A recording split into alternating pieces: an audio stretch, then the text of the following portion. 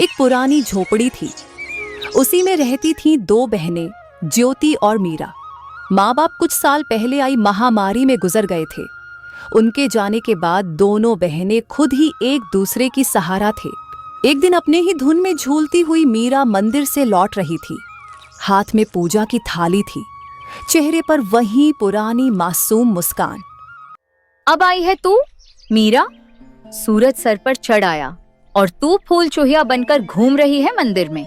दीदी, मैं जल्दी आने वाली थी, लेकिन गौरी काकी की बकरी झाड़ियों में फंस गई थी। निकालने में थोड़ी देर हो गई।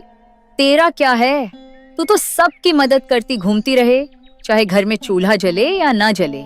दीदी, आप गुस्सा क्यों करती हो? माँ कहती थी जो दूसरों के काम आए वही इंसान कहलाता है। माँ अब नहीं है मीरा, और उनके कहे बातों की अब इस दुनिया में कोई मूल्य नहीं रही। अब कोई किसी के लिए कुछ नहीं करता। मीरा चुप हो गई। उसके चेहरे पर हल्की उदासी थी। वो झोपड़ी के कोने में रखे उस लकड़ी के संदूक तक गई जिसमें माँ की यादें अब भी सांस लेती थीं।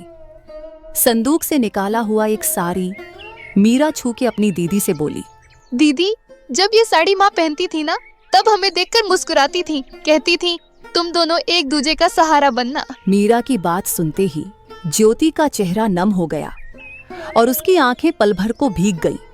लेकिन ज्योति अपने भावनाओं को छुपाते हुए मीरा से बोली, मैं तुझसे सख्त हूँ मीरा।